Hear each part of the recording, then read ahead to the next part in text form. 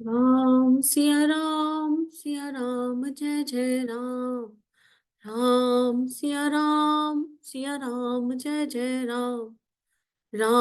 सिया राम जय जय राम। सभी को प्रणाम। समूह की शक्ति को नमन प्रणाम। गुरु चरणों का ध्यान, देव मंडल ऋषि मंडल का ध्यान, समस्त राम दरबार का ध्यान, सारे ऋषियों का संतों का आशीर्वाद मानो हमें प्राप्त हो रहा है। माँ जानकी, आज माँ जानकी को हृदय में धारण करें, उनके सिया स्वरूप को, उनकी दिव्यता को, उनके गुणों को हृदय में धारण करें। और आज का दैवीय प्रसंग आगे, आज हम विश्राम 9 पढ़ेंगे संगीता दीदी के माध्यम से। इस दिव्य प्रसंग को अपने अंतःकरण में, अपनी आत्मा में उतारें, यही सभी से भाव प्रार्थना। सभी को पुनः प्रणाम। संगीता दीदी अनम्यूट करके आगे ले लीजिए। सभी को सादर प्रणाम, अनंत अनंत आभार। गायत्री मंत्र के साथ हम आगे का विश्राम आरंभ करते हैं। ओम भूर्भुवः स्वः तत्सवितुर्वरेण्यं भर्गो देवस्य धीमहि धियो यो नः प्रचोदयात्। नवा विश्राम सभी देव शक्तियों की सूक्ष्म उपस्थिति में पढ़ते हैं। पिछले विश्राम में हम सभी ने पढ़ा कि प्रभु श्री राम छोटे भाई लक्ष्मण जी मुनि विश्वामित्र जी के साथ जनकपुरी आए हैं। वहां जब प्रभु श्री राम भाई लक्ष्मण के साथ बाग और सरोवर देखते हुए माँ गिरजा के मंदिर के निकट आए, उसी समय सीता जी गिरजा मंदिर में उनकी पूजा हेतु आई थीं। वहां प्रथम बार माँ सीता जी ने प्रभु श्री राम को और प्रभु श्री राम ने माँ सीता जी को देखा।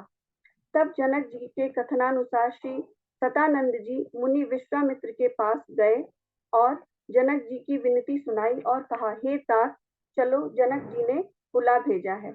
आइए अब आगे पढ़ते हैं। चलकर सीता जी के स्वयंवर को देखना चाहिए। देखें ईश्वर किसको बड़ाई देते हैं। लक्ष्मण जी ने कहा, हे नाथ, जिस पर आपकी कृपा होगी वही बड़ाई का पात्र होगा। धनुष तोड़ने का श्रेय उसी को प्राप्त होगा। इस श्रेष्ठ वाणी को सुनकर सब मुनि प्रसन्न हुए। सभी ने सुख मानकर आशीर्वाद दिया। फिर मुनियों के समूह सहित कृपालु श्री रामचंद्र जी धनुष यज्ञशाला देखने चले। दोनों भाई रंगभूमि में आए हैं। ऐसी खबर जब सब नगर वासियों ने पाई, सब बालक, जवान, बूढ़े, स्त्री, पुरुष सभी घर और कामकाज को बुलाकर चल दिए। जब जनक जी ने देखा कि बड़ी भीड़ हो गई है, तब उन्होंने सब विश्वास पात्र सेवकों को बुलवा लिया और कहा, तुम लोग तुरंत सब लोगों के पास जाओ और सब किसी को यथा योग्य आसन दो। उन सेवकों ने कोमल और नम्र वचन कहकर उत्तम, माध्यम, नीच और लघु सभी श्रेणी के स्त्री पुरुषों को अपने अपने योग्य स्थान पर बैठाया। उसी समय राजकुमार राम और लक्ष्मण वहां आए। वे ऐसे सुंदर हैं मानो साक्षात मनोहरता ही उनके शरीरों पर छा रही हो। सुंदर सांवला और गोरा उनका शरीर है। वे गुणों के समुद्र, चतुर और उत्तम वीर हैं। वे राजाओं के समाज में ऐसे सुशोभित हो रहे हैं मानो तारागणों के बीच दो पूर्ण चंद्रमा हो। जिनकी जैसी भावना थी, प्रभु की मूर्ति उन्होंने वैसी ही देखी। महान रणधीर राजा लोग श्री रामचंद्र जी के रूप को ऐसा देख रहे हैं मानो स्वयं वीर रस शरीर धारण किए हुए हो। कुटिल राजा प्रभु को देखकर डर गए, मानो बड़ी भयानक मूर्ति हो। छल से जो राक्षस वहां राजाओं के वेश में बैठे बैठे थे, उन्होंने प्रभु को प्रत्यक्ष काल के समान देखा।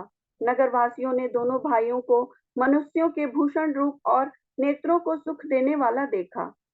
स्त्रियां हृदय में हर्षित होकर अपनी अपनी रुचि के अनुसार उन्हें देख रही हैं, मानो श्रृंगार रस ही परम अनुपम मूर्ति धारण किए हुए सुशोभित हो रहा हो। विद्वानों को प्रभु विराट रूप में दिखाई दिए, जिसके बहुत से मुंह, हाथ, पैर, नेत्र और सिर हैं। जनक जी के सजातीय कुटुंबी प्रभु को किस तरह कैसे प्रिय रूप में देख रहे हैं, जैसे सगे सजन संबंधी प्रिय लगते हैं। जनक समेत रानियां उन्हें अपने बच्चों के समान देख रही हैं। उनकी प्रीति का वर्णन नहीं किया जा सकता। योगियों को वे शांत, शुद्ध, सम और स्वतः प्रकाश परम तत्व के रूप में ही दिखे। हरि भक्तों ने दोनों भाइयों को सब सुखों के देने वाले इष्ट देव के समान देखा। सीता जी जिस भाव से श्री रामचंद्र जी को देख रही हैं, वह स्नेह और सुख तो कहने में ही नहीं आता। उस स्नेह और सुख का वे हृदय में अनुभव कर रही हैं, पर वे भी उसे कह नहीं सकती। फिर कोई कवि उसे किस प्रकार कह सकता है? इस प्रकार जिसका जैसा भाव था, उसने कौशलाधीश श्री रामचंद्र जी को वैसा ही देखा। सुंदर सांवले और गोरे शरीर वाले तथा विश्व भर के नेत्रों को चुराने वाले कौशलाधीश के कुमार राज समाज में इस प्रकार सुशोभित हो रहे हैं।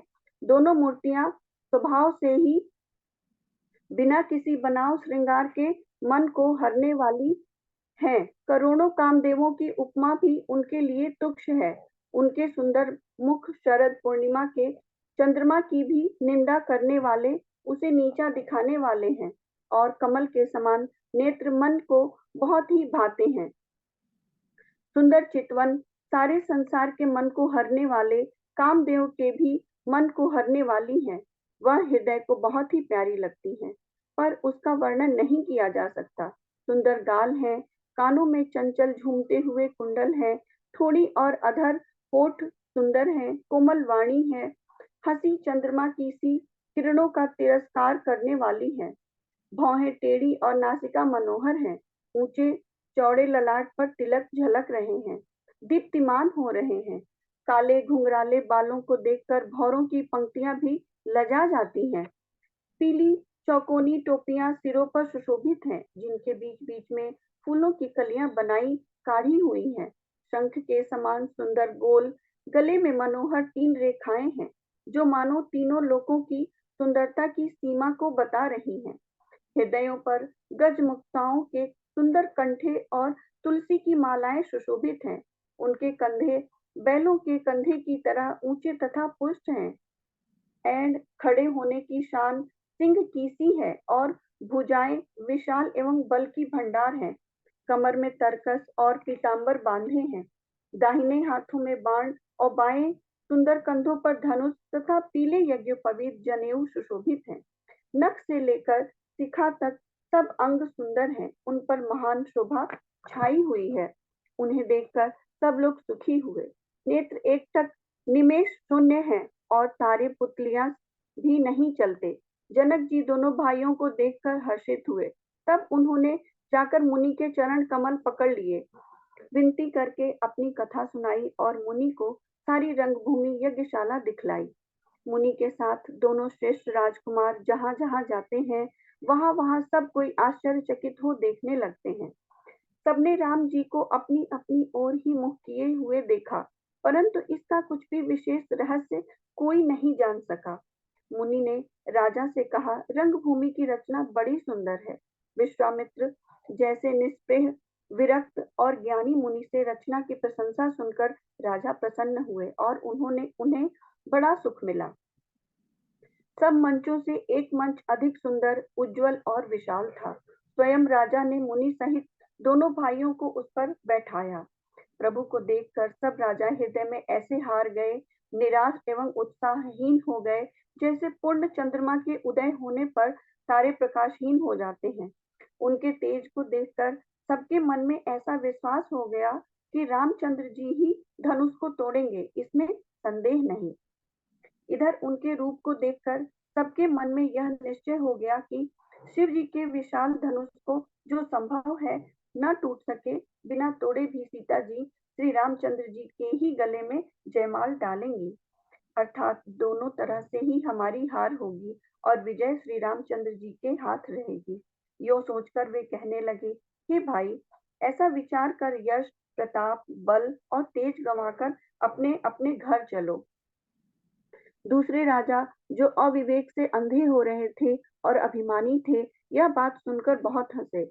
उन्होंने कहा, धनुष तोड़ने पर भी विवाह होना कठिन है, अर्थात सहज ही में हम जानकी को हाथ से जाने नहीं देंगे।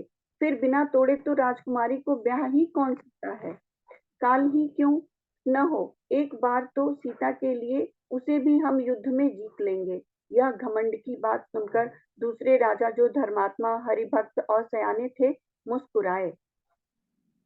उन्होंने कहा, राजाओं के गर्व को दूर करके जो धनुष किसी से नहीं टूट सकेगा, उसे तोड़कर श्री रामचंद्र जी सीता जी को ब्याहेंगे।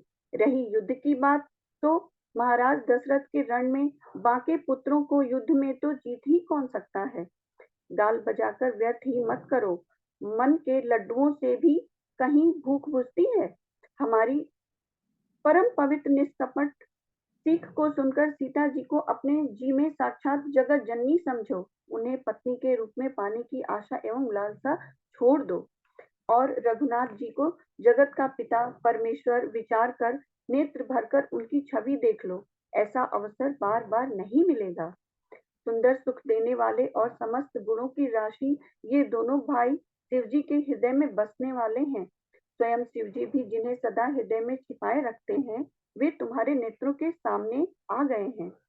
समीप आए हुए भगवत दर्शन रूप अमृत के समुद्र को छोड़कर तुम जगत जननी जानकी को पत्नी रूप में पाने के दुराशा रूप मिथ्या मृगजल को देखकर दौड़कर क्यों मरते हो। फिर भाई जिसको जो अच्छा लगे वही जाकर करो। हमने तो श्री रामचंद्र जी के दर्शन करके आज जन्म लेने का फल पा लिया, जीवन और जन्म को सफल कर लिया। ऐसा कहकर अच्छे राजा प्रेम मग्न होकर श्री राम जी का अनुपम रूप देखने लगे। मनुष्यों की तो बात ही क्या, देवता लोग भी आकाश में विमानों पर चढ़े हुए दर्शन कर रहे हैं और सुंदर गान करते हुए फूल बरसा रहे हैं। तब सुअवसर जानकर जनक जी ने सीता जी को बुला भेजा। सब चतुर और सुंदर सखियां आदर पूर्वक उन्हें लिवा चली। रूप और गुणों की खान जगत जननी जानकी जी की शोभा का वर्णन नहीं हो सकता। उनसे उनके लिए मुझे काव्य की सब उपमाएं तुच्छ लगती हैं, क्योंकि वे लौकिक स्त्रियों के अंगों से अनुराग रखने वाली हैं, अर्थात वे जगत की स्त्रियों के अंगों को दी जाती हैं। काव्य की उपमाएं सब त्रिगुणात्मक माइक जगत से ली गई हैं। उन्हें भगवान की स्वरूप शक्ति श्री जानकी जी के प्राकृत चिन्मय अंगों के लिए प्रयुक्त करना, उनका अपमान करना और अपने को उपहासास्पद बनाना है। सीता जी के वर्णन में उन्हीं उपमाओं को देकर कौन कुकवि कहलाए और अपयश का भागी बने, अर्थात सीता जी के लिए उन उपमाओं का प्रयोग करना सुकवि के पद से च्युत होना और अपकीर्ति मोल लेना है। कोई भी सुकवि ऐसी नादानी एवं अनुचित कार्य नहीं करेगा। यदि किसी स्त्री के साथ सीता जी की तुलना की जाए तो जगत में ऐसी सुंदर युवती है ही कहाँ जिसकी उपमा उन्हें दी जाए। पृथ्वी की स्त्रियों की बात ही क्या, देवताओं की स्त्रियों को भी यदि देखा जाए तो हमारी अपेक्षा कहीं अधिक दिव्य और सुंदर है।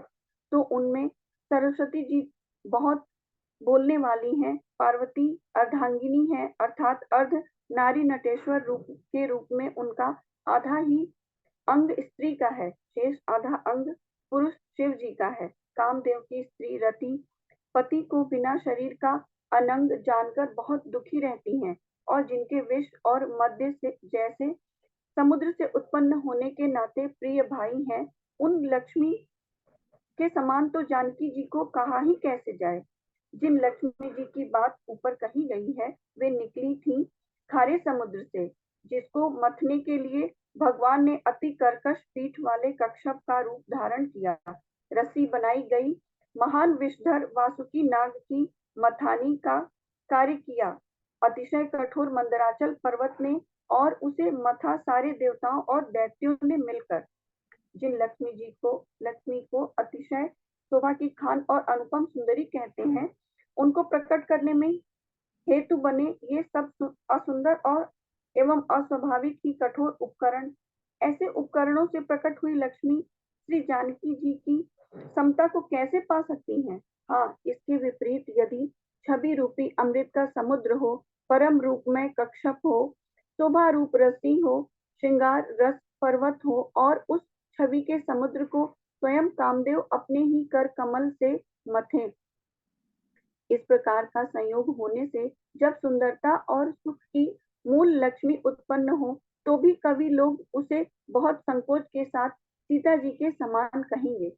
जिस सुंदरता के समुद्र को कामदेव मथेगा, वह सुंदरता भी प्राकृत लौकिक सुंदरता ही होगी, क्योंकि कामदेव एवं कामदेव स्वयं भी त्रिगुणमयी प्रकृति का ही विकार है, अतः उस सुंदरता को मत कर प्रकट की हुई लक्ष्मी भी उपयुक्त लक्ष्मी की अपेक्षा कहीं अधिक सुंदर और दिव्य होने पर भी होंगी प्राकृति, अतः उसके साथ भी जानकी जी की तुलना करना कवि के लिए बड़े संकोच की बात होगी। जिस सुंदरता से जानकी जी का दिव्य दिव्य परम दिव्य विग्रह बना है, वह सुंदरता उपयुक्त सुंदरता से भिन्न और प्राकृत है। वस्तुतः लक्ष्मी जी का अप्राकृत रूप भी यही है, वह कामदेव के मथने में नहीं आ सकती और वह जानकी जी का स्वरूप ही है, अतः उनसे भिन्न नहीं और उपमा दी जाती है भिन्न वस्तु के साथ। इसके अतिरिक्त जानकी जी प्रकट हुई हैं स्वयं अपनी महिमा से, उन्हें प्रकट करने के लिए किसी भिन्न उपकरण की अपेक्षा नहीं है, अर्थात शक्ति शक्तिमान से अभिन्न अद्वैत तत्व है, अतएव अनुपमेय है। यही गूढ़ दार्शनिक तत्व भक्त शिरोमणि कवि ने इस अभूतोपमांगलंकार के द्वारा बड़ी सुंदरता से व्यक्त किया है। सयानी सखियां सीता जी को साथ लेकर मनोहर वाणी से गीत गाती हुई चली। सीता जी के नवल शरीर पर सुंदर साड़ी सुशोभित है, जगत जननी की महान छवि अतुलनीय है। सब आभूषण अपनी अपनी जगह पर शोभित हैं, जिन्हें सखियों ने अंग अंग में भली भांति सजाकर पहनाया है। जब सीता जी ने रंगभूमि में पैर रखा, तब उनका दिव्य रूप देखकर स्त्री पुरुष सभी मोहित हो गए। देवताओं ने हर्षित होकर नगाड़े बजाए और पुष्प बरसाकर अप्सराएं गाने लगी। सीता जी के कर कमलों में जयमाला सुशोभित है।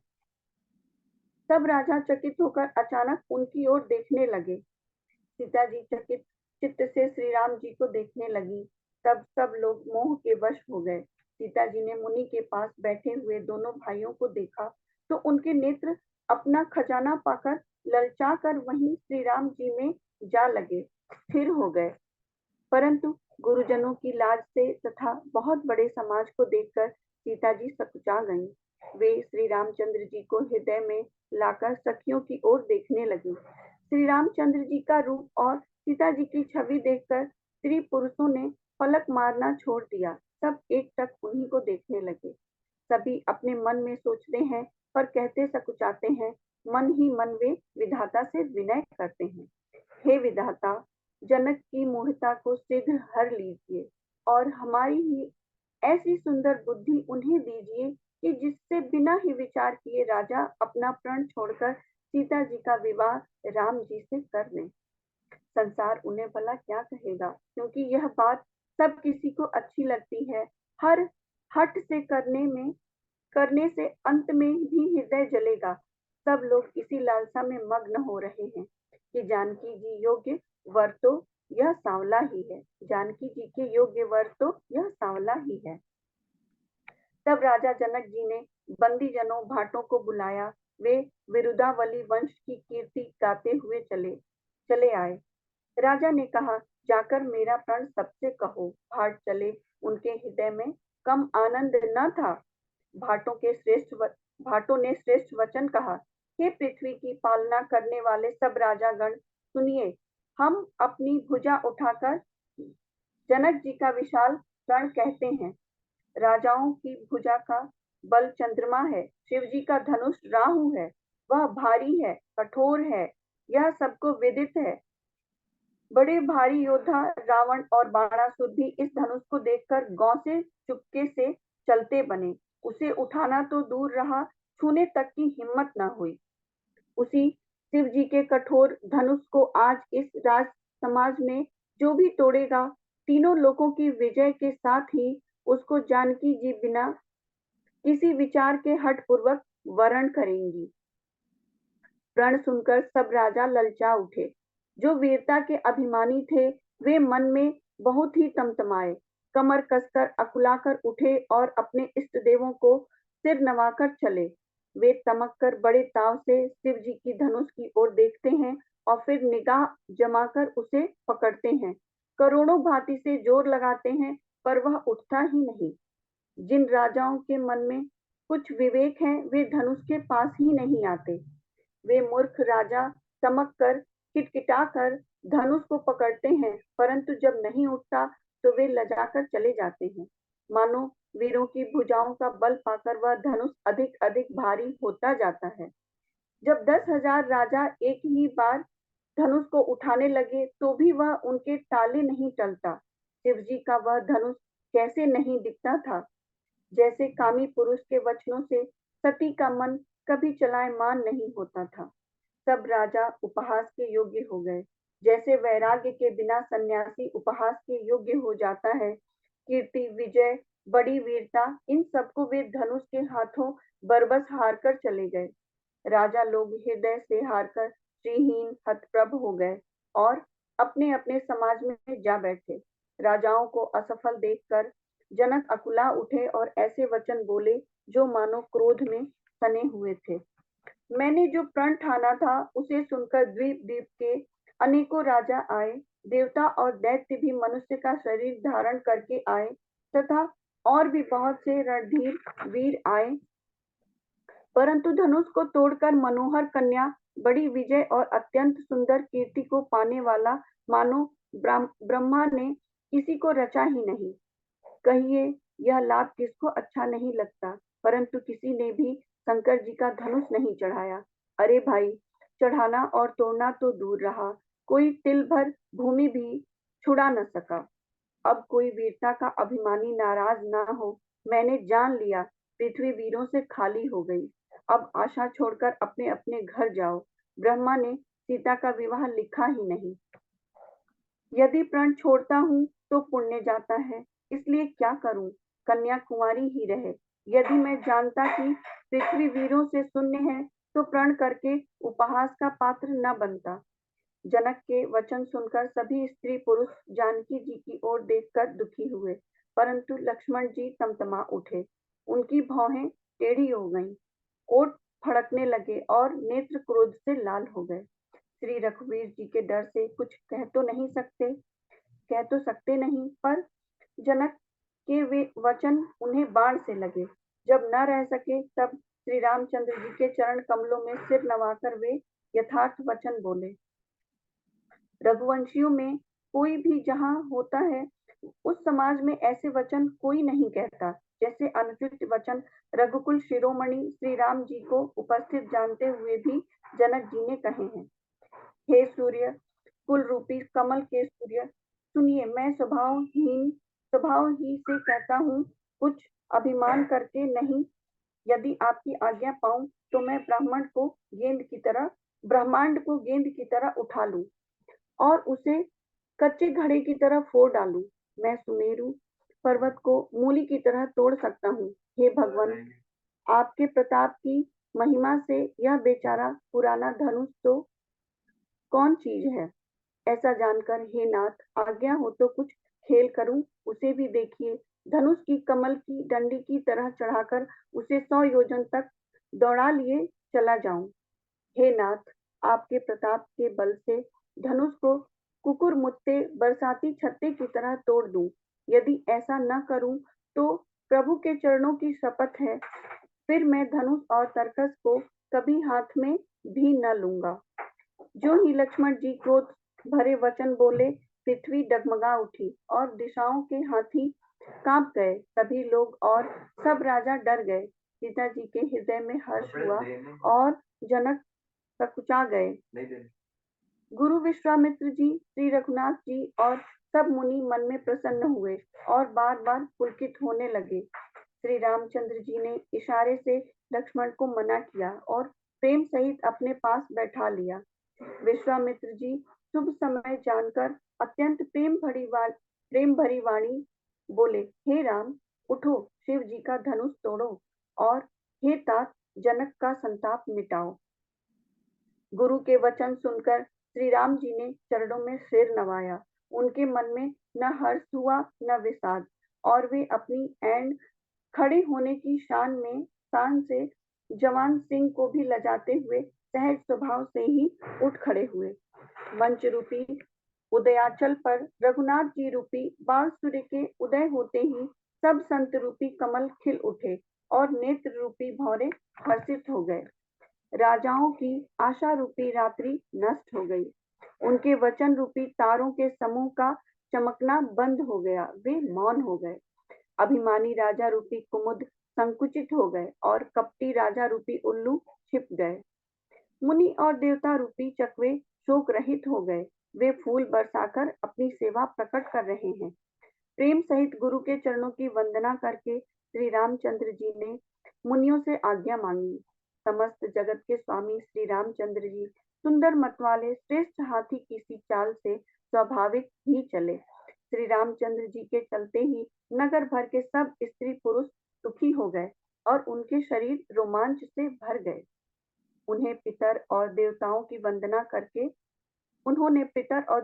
वंदना करके अपने पुण्यों का स्मरण किया। यदि हमारे पुण्यों का कुछ भी प्रभाव हो तो हे गणेश गोसाई, रामचंद्र जी शिव जी के धनुष को कमल की डंडी की भांति तोड़ डालें। श्री रामचंद्र जी को वात्सल्य प्रेम के साथ देखकर और सखियों को समीप बुलाकर सीता जी माता स्नेहवश विलख कर विलाप करती हुई सी ये वचन बोली। हे सखी, ये जो हमारे हितु कहलाते हैं, वे भी सब तमाशा देखने वाले हैं। कोई भी इनके गुरु विश्वामित्र जी को समझाकर नहीं कहता कि ये राम जी बालक हैं। इनके लिए ऐसा हठ अच्छा नहीं। जो धनुष रावण और बाण जैसे जग द्विजयी वीरों के लिए हिलाए न हिल सका, उसे तोड़ने के लिए मुनि विश्वामित्र जी का राम जी को आज्ञा देना और राम जी का उसे तोड़ने के लिए चल देना रानी को हठ जान पड़ा। इसलिए वे कहने लगी कि गुरु विश्वामित्र जी को कोई समझाता भी नहीं। रावण और बाणासुर ने जिस धनुष को छुआ तक नहीं और सब राजा घमंड करके हार गए, वही धनुष इस सुकुमार राजकुमार के हाथ में दे रहे हैं। हंस के बच्चे भी कहीं मंदराचल पहाड़ उठा सकते हैं।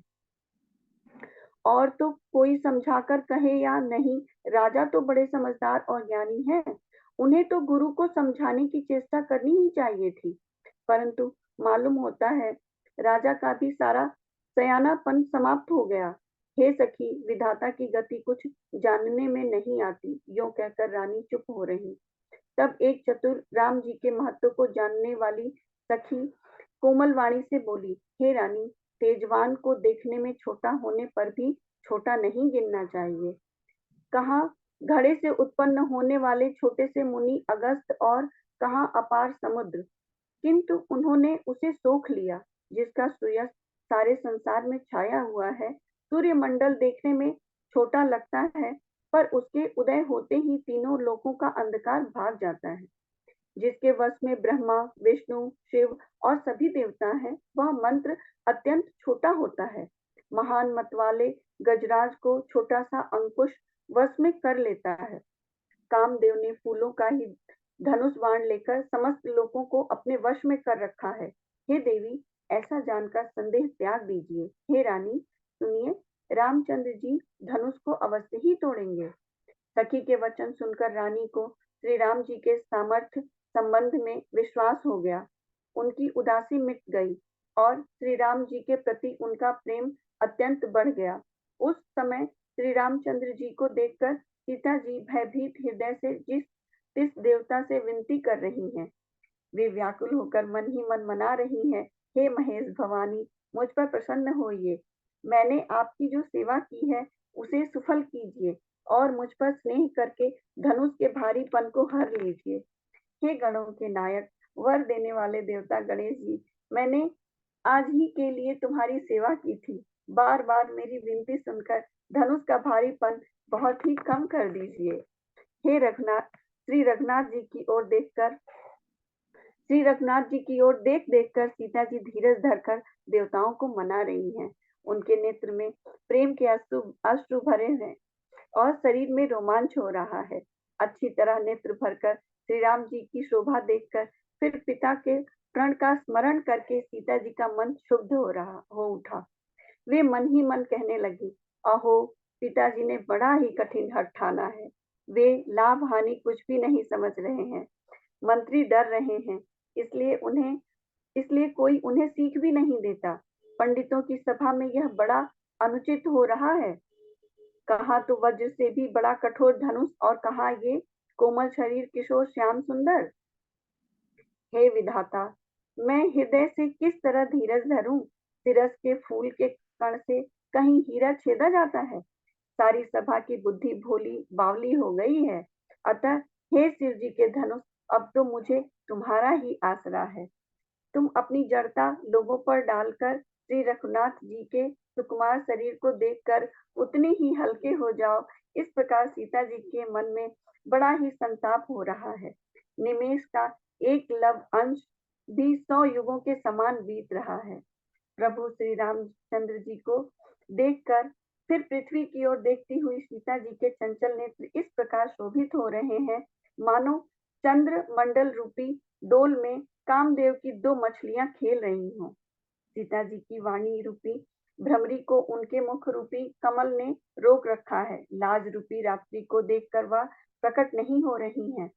नेत्रों का जल नेत्रों के कोने कोए में ही रह जाता है, जैसे बड़े भारी कंजूस का सोना कोने में ही गड़ा रह जाता है। अपनी बढ़ी हुई व्याकुलता जानकर सीता जी सकुचा गईं और धीरज धरकर हृदय में विश्वास ले आईं कि यदि तन, मन और वचन से मेरा प्रण सच्चा है और श्री रघुनाथ जी के चरण कमलों में मेरा चित्त वास्तव में अनुरक्त है, तो सबके हृदय में निवास करने वाले भगवान मुझे रघुश्रेष्ठ श्री रामचंद्र जी की दासी अवश्य बनाएंगे। जिस पर सच्चा स्नेह होता है वह उसे मिलता ही है, इसमें कुछ भी संदेह नहीं है। प्रभु की ओर देखकर सीता जी ने शरीर के द्वारा प्रेम ठान लिया, अर्थात यह निश्चय कर लिया कि यह शरीर इन्हीं का होकर रहेगा या रहेगा ही नहीं। कृपा निधान श्री रामचंद्र जी सब जान गए। उन्होंने सीता जी को देखकर धनुष की ओर कैसे ताका, जैसे गरुण जी छोटे से सांप की ओर देखते हैं। इधर जब लक्ष्मण जी ने देखा कि रघुकुल मणि श्री रामचंद्र जी ने शिव जी के धनुष की ओर ताका है, तो वे शरीर से पुलकित हो ब्रह्मांड को चरणों से दबाकर निम्नलिखित वचन बोले। हे दिग्गजों, हे कश्यप, हे शेष, हे वाराह, धीरज धरकर पृथ्वी को थामे रहो, जिसमें यह हिलने न पावे। श्री रामचंद्र जी शिव जी के धनुष को तोड़ना चाहते हैं। मेरी आज्ञा सुनकर सब सावधान हो जाओ। श्री रामचंद्र जी जब धनुष के समीप आए, तब सब स्त्री पुरुषों ने देवताओं और पुण्यों को मनाया।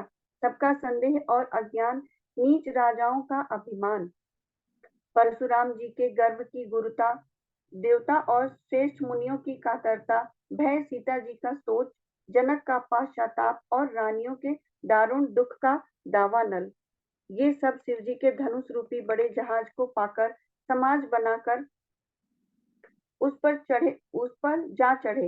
ये श्री रामचंद्र जी की भुजाओं के बल रूपी अपार समुद्र के पार जाना चाहते हैं, परंतु कोई केवट नहीं है। श्री रामचंद्र जी ने सब लोगों की ओर देखा और उन्हें चित्र में लिखे हुए से देखकर फिर कृपा धाम श्री रामचंद्र जी ने सीता जी की ओर देखा और उन्हें विशेष व्याकुल जाना। उन्होंने जानकी जी को बहुत ही विकल देखा। उनका एक एक क्षण कल्प के समान बीत रहा था। यदि प्यासा आदमी पानी के बिना शरीर छोड़ दे, तो उसके मर जाने पर अमृत का तालाब भी क्या करेगा? सारी खेती के सूख जाने पर वर्षा किस काम की? समय बीत जाने पर फिर पछताने से क्या लाभ?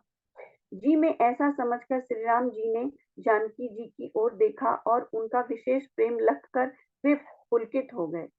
मन ही मन उन्होंने गुरु को प्रणाम किया और बड़ी फुर्ती से धनुष को उठा लिया।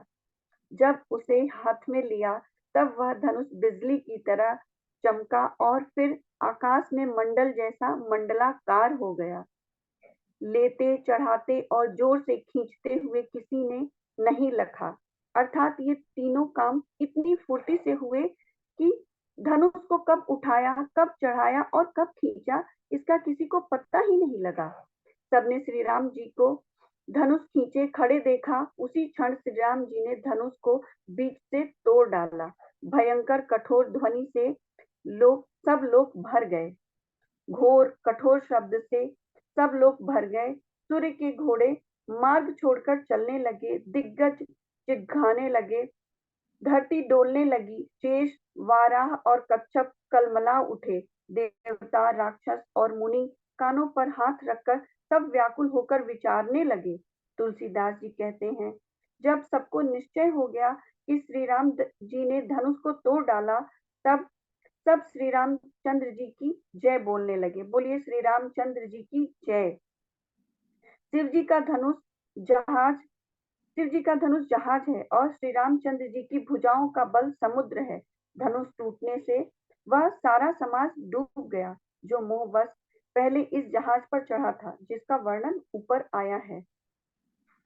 प्रभु ने धनुष के दोनों टुकड़े पृथ्वी पर डाल दिए। यह देखकर सब लोग सुखी हुए। विश्वामित्र रूपी पवित्र समुद्र में, जिसमें प्रेम रूपी सुंदर अथाह जल भरा है, राम रूपी पूर्ण चंद्र को देखकर उल्कावली रूपी भारी लहरें बढ़ने लगी। आकाश में बड़े जोर से नगाड़े बजने लगे और देवांगनाएं गान करके नाचने लगी। ब्रह्मा आदि देवता, सिद्ध और मुनीश्वर लोग प्रभु की प्रशंसा कर रहे हैं और आशीर्वाद दे रहे हैं। वे रंग बिरंगे फूल और मालाएं बरसा रहे हैं। किन्नर लोग रसीले गीत गा रहे हैं। सारे ब्रह्मांड में जय जयकार की ध्वनि छा गई, जिसमें धनुष टूटने की ध्वनि जान ही नहीं पड़ती। जहां तहां स्त्री पुरुष प्रसन्न होकर कह रहे हैं कि श्री रामचंद्र जी ने शिव जी के भारी धनुष को तोड़ डाला।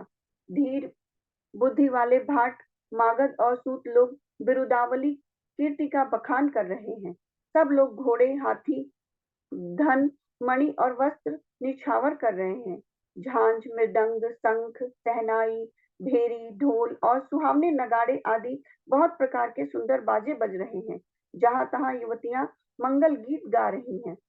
सखियों सहित रानी अत्यंत हर्षित हुई, मानो सूखते हुए धान पर पानी पड़ गया हो। जनक जी ने सोच त्याग कर सुख प्राप्त किया, मानो तैरते तैरते थके हुए पुरुष ने ठाह पा ली हो। धनुष टूट जाने पर राजा लोग ऐसे श्रीहीन निस्तेज हो गए, जैसे दिन में दीपक की शोभा जाती रही है। सीता जी का सुख किस प्रकार वर्णन किया जाए, जैसे चातकी स्वाति का जल पी गई हो। श्री रामचंद्र जी को लक्ष्मण जी किस प्रकार देख रहे हैं, जैसे चंद्रमा को चकोर का बच्चा देख रहा हो। तब शतानंद जी ने आज्ञा दी और सीता जी ने श्री राम जी के पास गमन किया। साथ में सुंदर चतुर सखियां मंगलाचार के गीत गा रही हैं। सीता जी बाल हंसिनी की सी चाल से चली, उनके अंगों में अपार शोभा है। सखियों के बीच में सीता जी कैसे शोभित हो रही हैं, जैसे बहुत सी छवियों के बीच में महाछवि हो। कर कमल में सुंदर जयमाला है, जिससे विश्व विजय की शोभा छाई हुई है। सीता जी के शरीर में संकोच है, पर मन में परम उत्साह। उनका यह गुप्त प्रेम किसी को जान नहीं पड़ रहा है। समीप जाकर श्री राम जी की शोभा देखकर राजकुमारी सीता जी चित्र में लिखी सी रह गईं। चतुर सखी ने यह दशा देखकर समझाकर कहा, सुहावनी जयमाला पहनाओ। यह सुनकर सीता जी ने दोनों हाथों से माला उठाई, पर प्रेम के विवश होने से पहनाई नहीं जाती। उस समय उनके हाथ में ऐसे सुशोभित हो रहे हैं, मानो डांडियों सहित दो कमल चंद्रमा को डरते हुए जयमाला दे रहे हों। इस छवि को देखकर सखियां गाने लगी। तब सीता जी ने श्री रामचंद्र जी के गले में जयमाला पहना दी। श्री रघुनाथ जी के हृदय पर जयमाला देखकर देवता फूल बरसाने लगे। समस्त राजागण इस प्रकार सकुचा गए, मानो सूर्य को देखकर कुमुदों का समूह सिकुड़ गया हो। नगर और आकाश में बाजे बजने लगे। दुष्ट लोग उदास हो गए और सज्जन लोग सब प्रसन्न हो गए। देवता, किन्नर, मनुष्य, नाग और मुनीश्वर जय जयकार करके आशीर्वाद दे रहे हैं। देवताओं की स्त्रियां नाचती गाती हैं, बार बार हाथों से पुष्पों की अंजलियां छूट रही हैं। जहां तहां ब्राह्मण वेद ध्वनि कर रहे हैं और भाट लोग विरुदावली कुल कीर्ति बखान कर रहे हैं। पृथ्वी, पाताल और स्वर्ग तीनों लोकों में यश फैल गया कि श्री रामचंद्र जी ने धनुष तोड़ दिया और सीता जी को वरण कर लिया। नगर के नर नारी आरती कर रहे हैं और अपनी पूंजी हैसियत को भुलाकर सामर्थ्य से बहुत अधिक निछावर कर रहे हैं। श्री सीता राम जी की जोड़ी ऐसी सुशोभित हो रही है, मानो सुंदरता और श्रृंगार रस एकत्र हो गए हों। सखियां कह रही हैं, सीते स्वामी के चरण छुओ। किंतु सीता जी अत्यंत भयभीत हुई, उनके चरण नहीं छूती। गौतम जी की स्त्री अहिल्या की गति का स्मरण करके सीता जी श्री राम जी के चरणों को हाथों से स्पर्श नहीं कर रही हैं। सीता जी की अलौकिक प्रीति जानकर रघुकुल मणि श्री रामचंद्र जी मन में हंसे।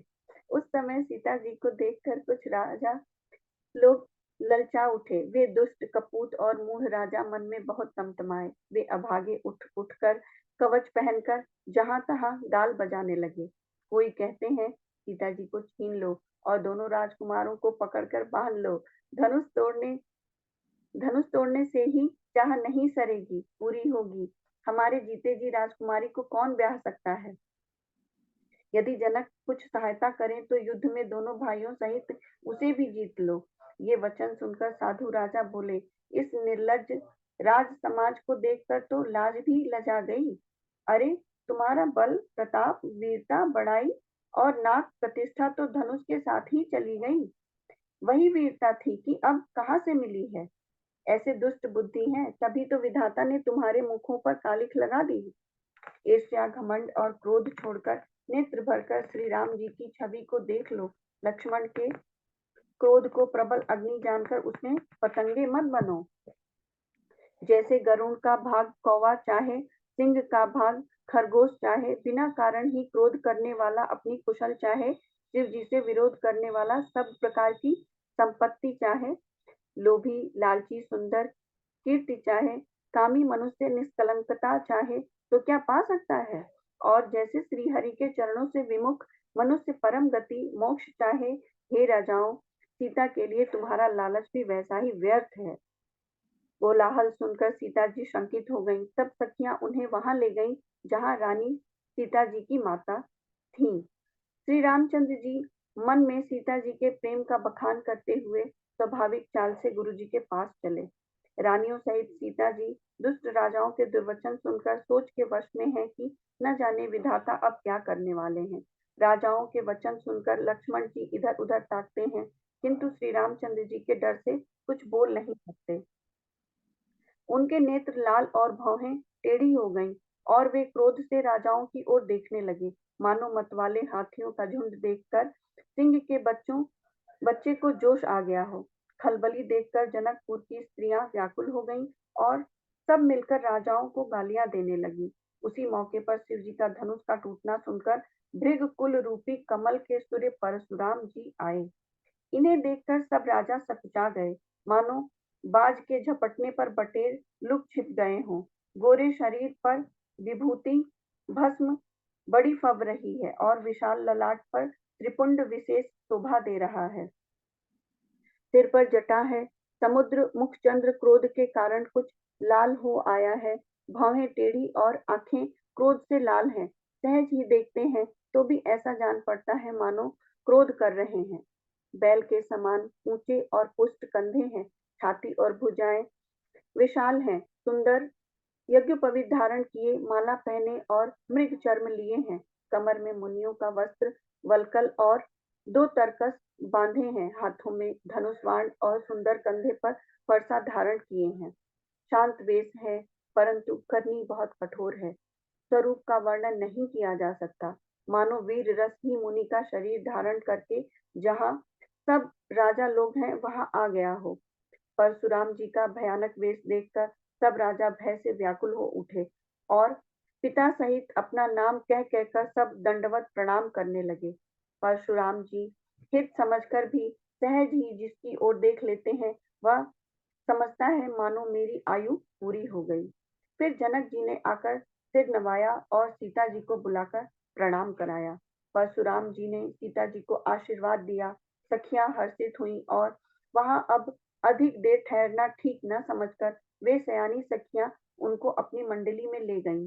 फिर विश्वामित्र जी आकर मिले और उन्होंने दोनों भाइयों को उनके चरण कमलों पर गिराया। विश्वामित्र जी ने कहा, ये राम और लक्ष्मण राजा दशरथ के पुत्र हैं। उनकी सुंदर जोड़ी देखकर परशुराम जी ने आशीर्वाद दिया। कामदेव भी मद को छुड़ाने वाले श्री रामचंद्र जी के अपार रूप को देखकर उनके नेत्र थकित स्तंभित हो रहे। फिर सब देखकर जानते हुए भी अनजान की तरह जनक जी से पूछते हैं कि कहो, यह बड़ी भारी भीड़ कैसी है? उनके शरीर में क्रोध छा गया, जिस कारण सब राजा आए थे। राजा जनक ने वे सब समाचार कह सुनाए। जनक के वचन सुनकर परशुराम जी ने फिर कर दूसरी ओर देखा तो धनुष के टुकड़े पृथ्वी पर पड़े हुए दिखाई दिए। अत्यंत क्रोध से में भरकर वे कठोर वचन बोले, रे मूर्ख जनक, बता धनुष किसने तोड़ा? उसे शीघ्र दिखा, नहीं तो अरे मूढ़, आज मैं जहां तक तेरा राज्य है वहां तक की पृथ्वी उलट दूंगा। राजा को अत्यंत डर लगा, जिसके कारण वे उत्तर नहीं देते। यह देखकर कुटिल राजा मन में बड़े प्रसन्न हुए। देवता, मुनि, नाग और नगर के स्त्री पुरुष सभी सोच करने लगे, सबके हृदय में बड़ा भय है। सीता जी की माता मन में पछता रही हैं कि हाय, विधाता ने अब बनी बनाई बात बिगाड़ दी। परशुराम जी का स्वभाव सुनकर सीता जी को आधा क्षण भी कल्प के समान बीतने लगा। तब श्री राम जी सब लोगों को भयभीत देखकर और सीता जी को डरी हुई जानकर बोले। उनके हृदय में न कुछ हर्ष था न विषाद। सियावर राम जय जय राम, हमारे प्रभु राम जय जय राम। सियावर राम जय जय राम, हमारे प्रभु राम जय जय राम। बोलो सियावर रामचंद्र की जय। सभी को सादर प्रणाम, चरण स्पर्श, अनंत अनंत आभार। राम सिया राम जय जय राम। राम सिया राम जय जय राम। राम सिया राम जय जय राम। सभी को प्रणाम। इतना दिव्य रूप वर्णन, इतना दिव्य स्वरूप वर्णन, इतनी दिव्य चलचित्र, इतनी दिव्य झांकी समूह के साथ इसका आनंद गुरु कृपा से, मात्र गुरु कृपा से। आइए गुरु मंडल के श्री चरणों में नतमस्तक होते हैं। परम पूज्य गुरुदेव वंदे माता जी के श्री चरणों में नतमस्तक होते हुए इस पाठ को उनके श्री चरणों में अर्पित करते हैं और उनसे प्रार्थना करते हैं कि ये रूप, ये छवि, ये दिव्यता, ये साहस, ये वीरता, ये प्रेम, ये करुणा, ये संवेदना, ये सारे दैवीय गुण हम सबके अंतःकरण में अनंत जन्मों के लिए गुरु कृपा से स्थापित हो जाएं, ताकि हम भी अपने गुरु के कुछ काम आ सके। ये देह अगर है तो ये देह पूरी तरह गुरु के कार्य में लग सके। ॐ भूर्भुवः स्वः तत्सवितुर्वरेण्यं भर्गो देवस्य धीमहि धियो यो नः प्रचोदयात्। जय श्री राम। सभी को प्रणाम।